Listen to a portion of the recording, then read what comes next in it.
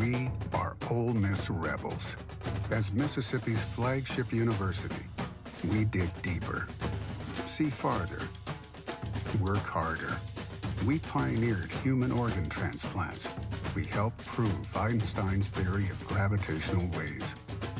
We are conducting life-changing research that solves the problems of today. We are Ole Miss, transforming lives and the world. Hey, welcome to the POMcast with Stephen Willis. We're going to start in a few minutes, but I want to tell you to hit up our social sites, retweet, share, comment, like, do all of that stuff. It can only help us out and it'll make the show even better. But we're getting ready to give you a lot of good Ole Miss information, and I just thought I would tell you that because the POMcast is starting. Well, it's starting right now. Wait, no, that's a little early. It is starting right about now. All right. Good morning. I am your host, Stephen Willis. Thank you very much for joining us today on this magical mystery tour we call Ole Miss Fandom. A little bit of news happened before the show. I'll tell you about in just a second that could affect coverage and platforms moving forward. We'll see what's going on.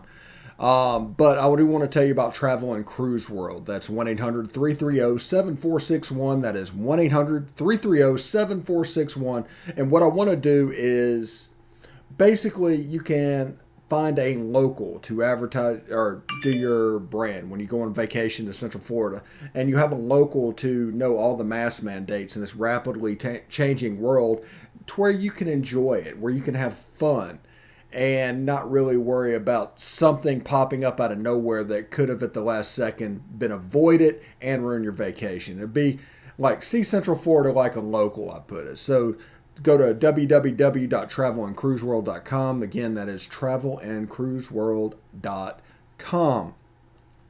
Also, if you want to watch the show, you can catch us on Twitter at @TheStephenWillis or at Ole Positively.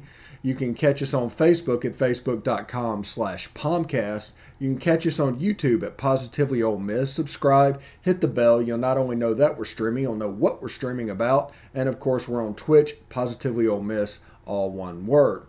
We're on audio. You can catch us on Google Podcast, Apple Podcast, Stitcher, SoundCloud, Spotify, iHeartRadio, TuneIn Radio, and Pandora. We're also on smaller podcatchers, but it would take the rest of the show to list them. Also, leave us a 5-star review. We'd appreciate that. You can write whatever you want to write, but just make sure it's 5 stars. That'll help with our algorithm and people searching for the show. So that's available for you.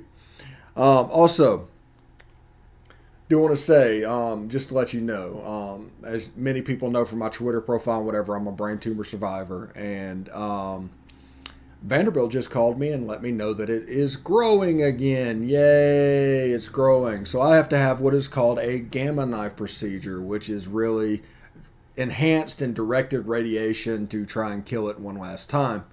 And I have an appointment Friday, so no POMcast Friday. And we'll be able to set all that up. So expect some gaps in coverage moving forward while this is being taken care of. I don't expect too much downtime, but it might be appointments blocking off. So just bear with me there. And whenever this is done, we can all enjoy Ole Miss football. Really, how you would think.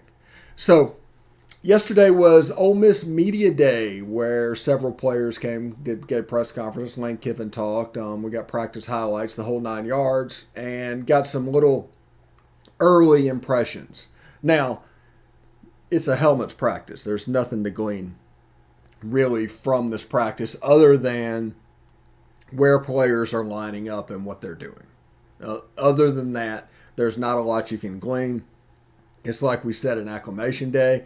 Generally, I don't know what the rules are now. Used to, whenever I was there, it was 2 days of helmets, and then the third day in shoulder pads, and then the fourth day you can go full pads.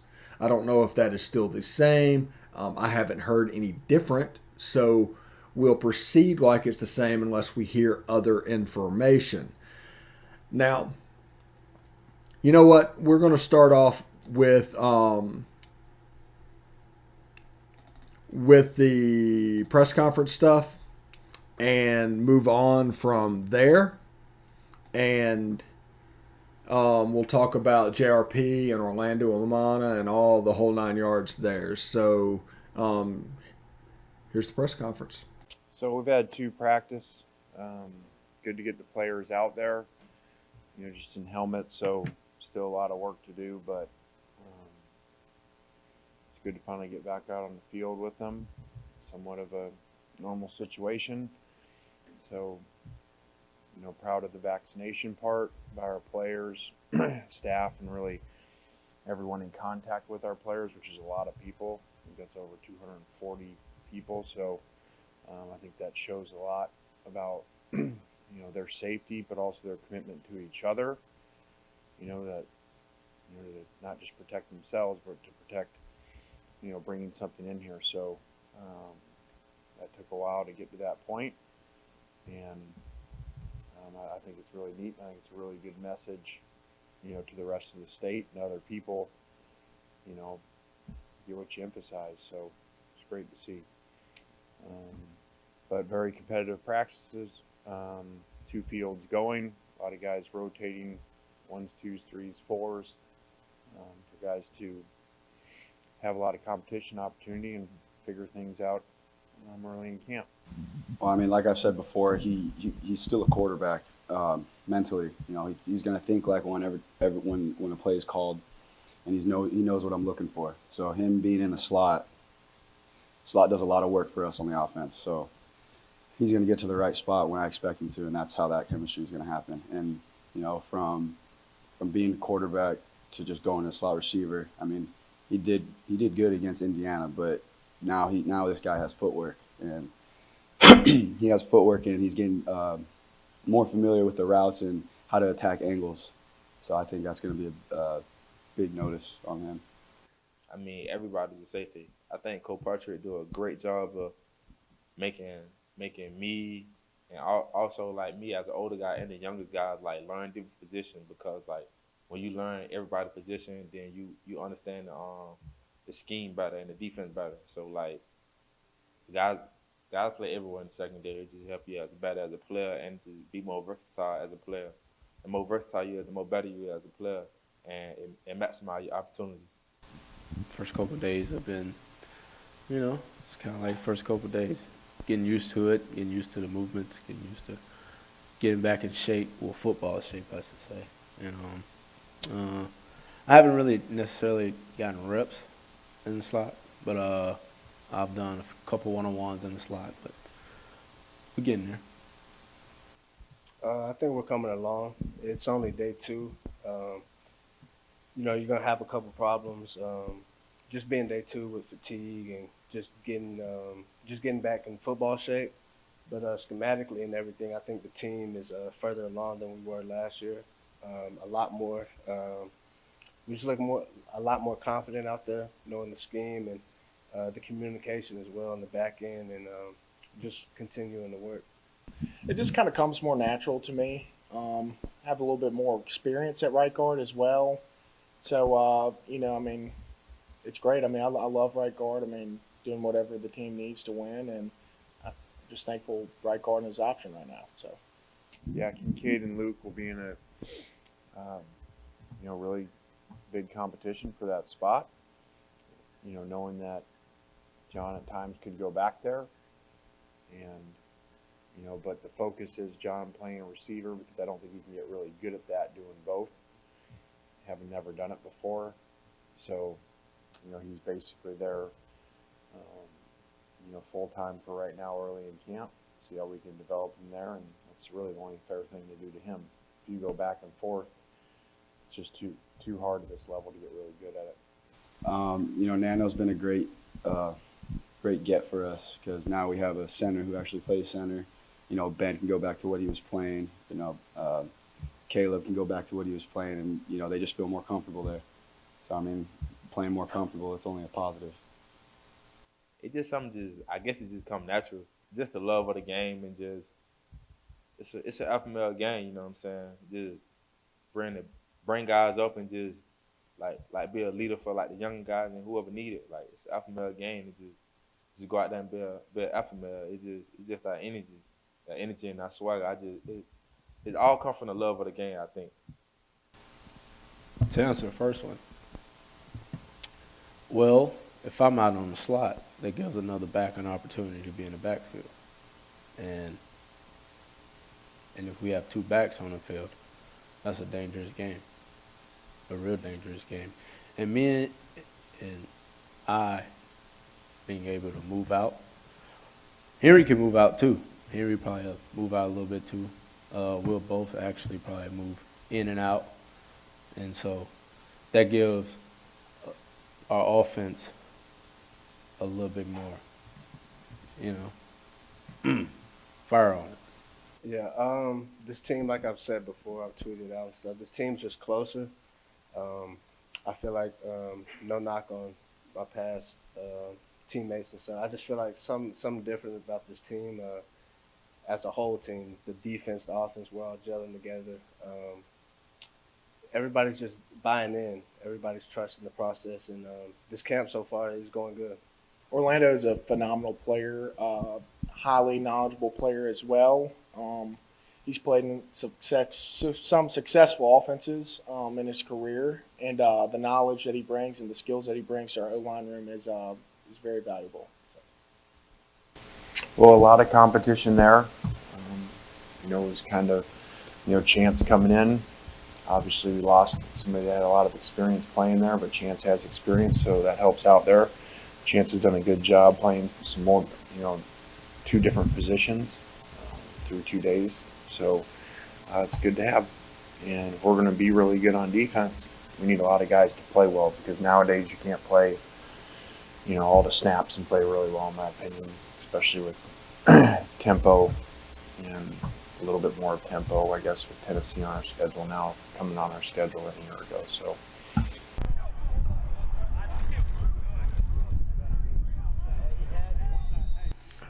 All right, there you go. Hearing from Lane Kiffin and the players talking about Ole Miss fall camp. Some news breaking there. You heard a little bit about JRP doing full-time work in the slot position. Now, he's probably the backup quarterback, the emergency quarterback that would be switched back. But for the time being, Kincaid Dent and Luke Altmaier are fighting for the backup spot. So we have that. We have Ben Brown moving to right guard for Orlando Amana moving to center, who has played a little bit of center over his course of his career at Utah. He's apparently doing a pretty good job there. Chance Campbell has played both linebacker positions. And now notice that they refer to those as both linebacker positions, because in reality the defense is a 3-3-5/4-2-5 up front. So both of those linebackers doing that. So Chance Campbell is doing a little bit of both of them. Kind of cross-learning at the moment. You heard Otis Reese talking about, and Jalen Jones talking about how safeties get cross-trained and everything else is going on. And Chris Partridge, that's his mindset on defense. I imagine that is going to the linebacker position as well, which is coached by DJ Durkin and friends.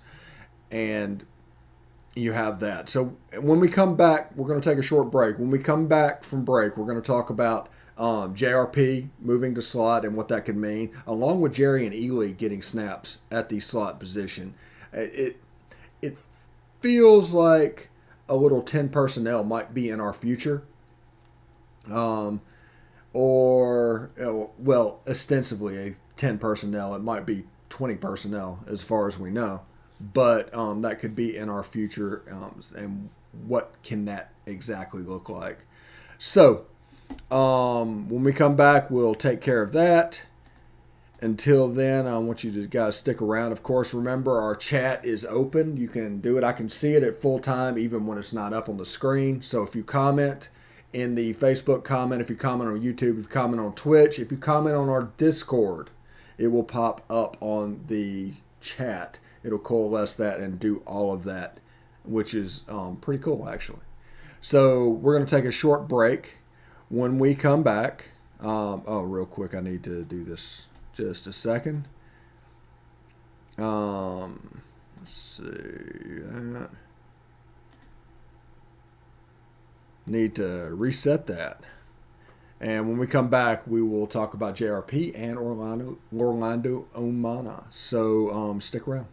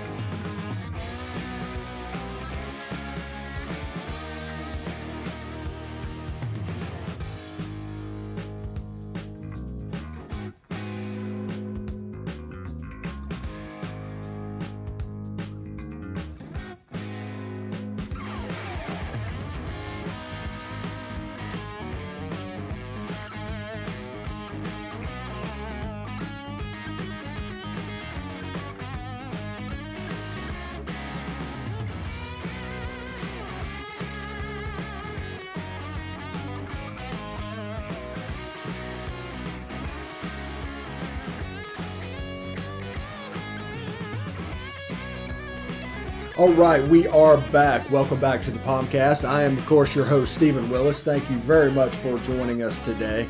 We want to talk a little bit about JRP moving to slot full-time in fall camp. Now, I do think that JRP is the emergency quarterback. If anything were to happen to Matt Corral, JRP would be the guy that would take over and not necessarily Kincaid Dent or Luke Altmaier.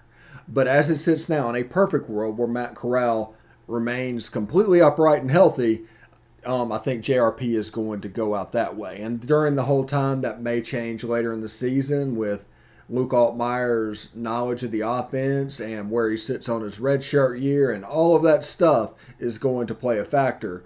But for right now, that is what we're looking at. Now, the JRP two-slot receiver, I mean, we've been saying that for months. I mean, ever since the Outback Bowl, it just made sense. So we brought it up and we talked about that. Well, I guess we were waiting on whatever was going to happen or not happen, and you heard sources saying one thing and then sources saying the other thing. And it turned out that neither one of them were really correct. But you have a position with John Rice Plumlee who can concentrate in the slot position, trying to really make himself some money.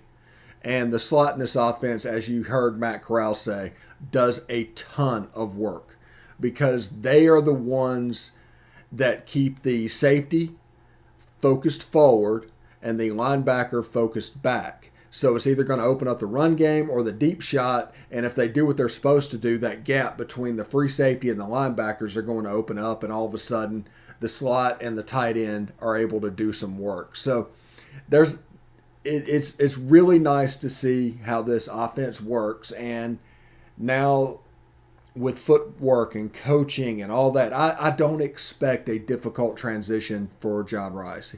He caught the ball really well in the Outback Bowl with little or no practice. He dropped one difficult catch on his first one. Honestly, there was probably some nerves involved because he's never done that before. But he caught the ball really well. Even sometimes in tight positions, people are going to make a deal of how he catches the ball. And if we're not careful, honestly, this is the truth. If we're not careful, it's going to turn into a slot version of good Bo, bad Bo. Oh, he caught the ball and he played really well, but he didn't catch the ball exactly like we like it. And the important thing is the ball gets caught. And as this moves forward, as gloves become a thing and he gets used to them, and this stretch, and we got a month until the Louisville game. He's going to get more comfortable. And once he gets more comfortable and everything out there slows down with his already knowledge base of what happens back there, he could be quite a dangerous player at that position because he has all the athletic ability to do it. And that includes, and the same thing kind of goes for J.J. Henry. Those are the two that I think are going to be eventually standing out in the slot position. And then you have Ja'Cour Pearson and other guys like that. They're talking about moving people out wide. I assume that means Quay Davis, who is a very strong kid. Very strong kid.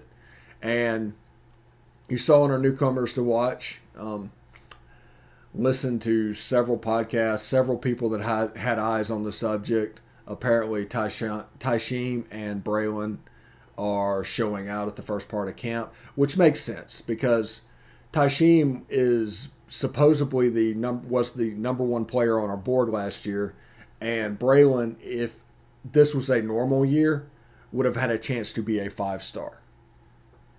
He's unbelievably good. He's an unbelievably special player and can do unbelievable things. So keep that in mind moving forward in Caval camp. We'll see how they develop. Freshmen always have an issue at some point that they have to get past. And if they can do that and move on and just start coalescing, they could really take off and add depth at the wide receiver and defensive back position, which is necessary. You heard Lane Kiffin talk about the defense. Really, it was an 11, but it became a 22 because of the tempo that we're playing. So instead of 5 defensive backs, you need 10. Instead of 4 defensive linemen or 3 defensive linemen, you need 6.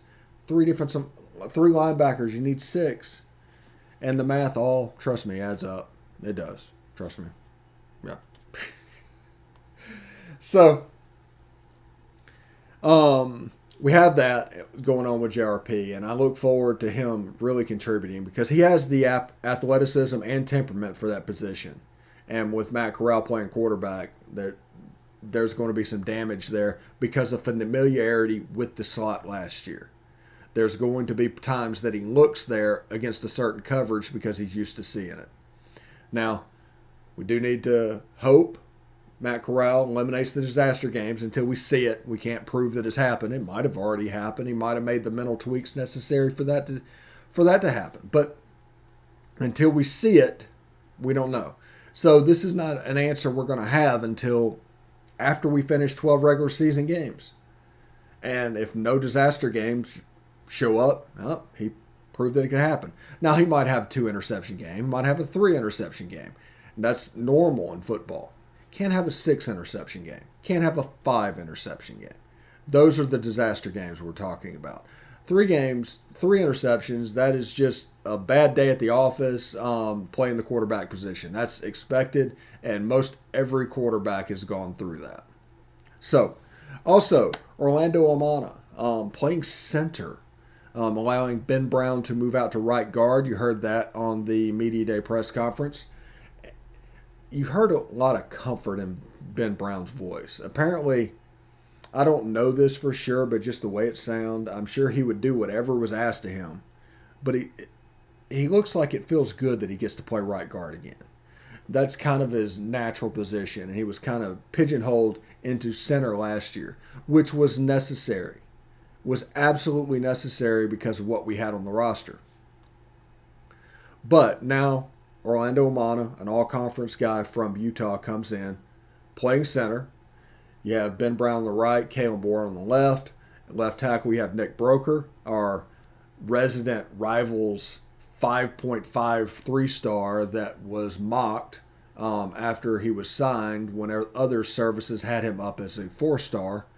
Guess the other services were correct there. And the right tackle would be Jeremy James, who moved from guard. So I'm looking forward to see what that looks like. But we have some talent coming back for that offensive line. Now, you heard Jerry and Ely talk about playing different positions and potentially lining up with 2 running backs on the field. Now, ideally, that sounds like Henry Parrish and Jerry and Ely playing at the same time, which, will be fine. And in some 10 personnel packages, really 20 personnel, to where there's 4 wide receivers and a running back, you can still have your slot receiver set up or your tight end on the other side. There's going to be some flexibility with personnel groupings whenever Jerry and Ely lines up with another running back, but it also allows you to play John Rice Plumlee and Jerry and Ely at the same time and not know where they're going to line up. So they're getting Jerry and Ely right. They're getting John Rice Plumlee right. This is so against Alabama, both of them can line up and do some work. This is for them. And this will make the offense even more elite. Everybody points at last year with Elijah Moore and Jerry and Ely, and it was elite. No doubt it was an elite offense. But imagine not knowing where Jerry and Ely is going to line up and what he's doing. You could have a situation where Jerry and Ely's out in the slot position and John Rice Plumlee is playing back at running back. They're offensive weapons. That's what Lane Kiffin means by offensive weapons. They can line up anywhere. They can do whatever's required. Whatever you're asking them to do, they can do. So, I am going to give you guys a few minutes back. I think today at some point. But maybe hopefully by tomorrow's show, we'll get some coordinators. We're waiting on the coordinators. We usually get them once in the fall, and their highlights will be up just like everybody else. We generally get players on Wednesday, and it'll be interesting to see how all that shakes out. But I'm going to give you a few minutes back, and from there we'll be able to, get our day under control. Like I said, I just got a little bit of news right before the show, so thanks for bearing with me there. But we're going to continue to do the show. We might have a gap whenever I'm getting treatment, but we're going to continue to do the show. So, this has been the POMcast, and I want to thank everybody for watching. And, of course, howdy toddy.